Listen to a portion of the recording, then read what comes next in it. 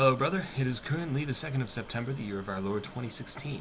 Today I had to jump a car battery, and it was quite interesting. I've done it once and twice, so it was still a learning experience. I learned that the negative jumper is going to be red and the positive one is going to be black, but in my car, the negative side of the battery is black and the positive side is red.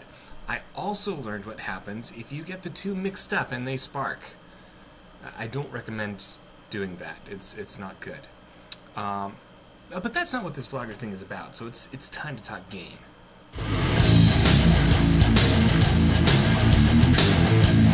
So I loved your video, and I'm really excited to see your game concept. It looks really cool. So I'm creating this space trading game. Yes, you called it. And it doesn't yet have a title. I've got several working ideas. One is Astronomics. The other is just Space Trader, because I'm original like that. And the third is, the Merchant of Venus. So I'd be interested in hearing your thoughts on the title.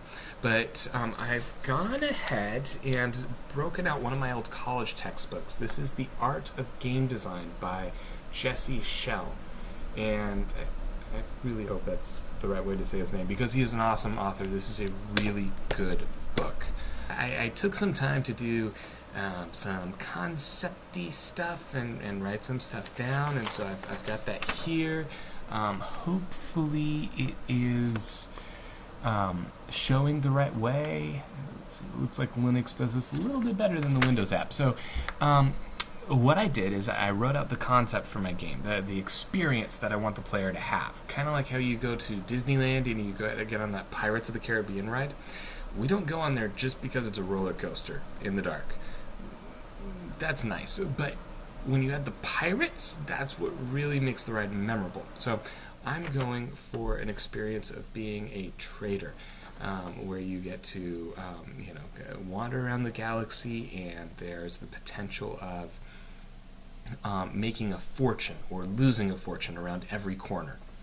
And so I want to capitalize on that feeling of kind of that exploration and adventure, not in a grandiose sort of Minecraft sort of way, but at least as a as a person who's interested in merging. So we'll see. We'll get to play around with it, see how it works out.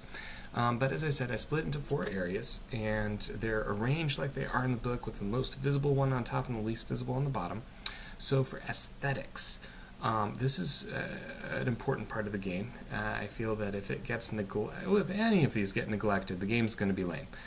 So for aesthetics, this is challenging because my focus is on the programming side, not on the art side.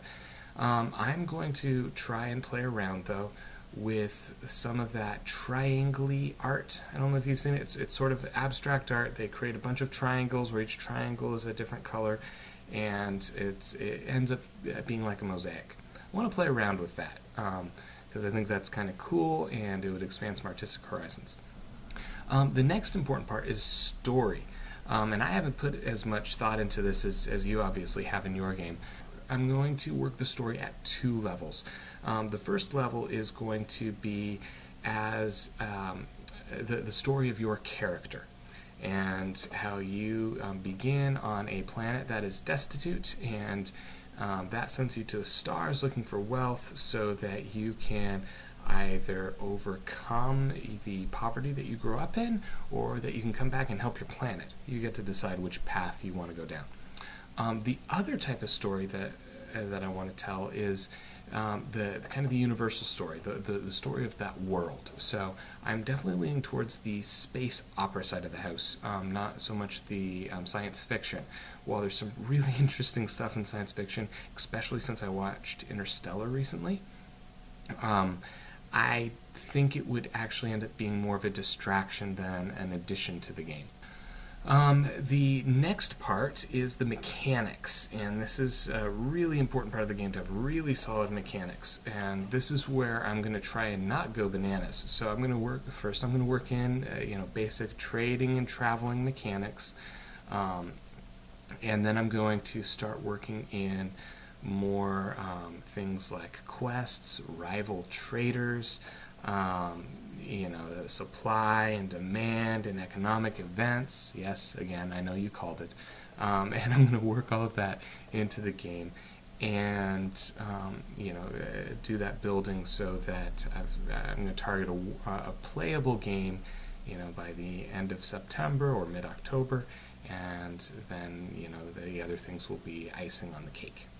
So the fourth one is technology, which is frankly the one that I tend to think the least a bit out.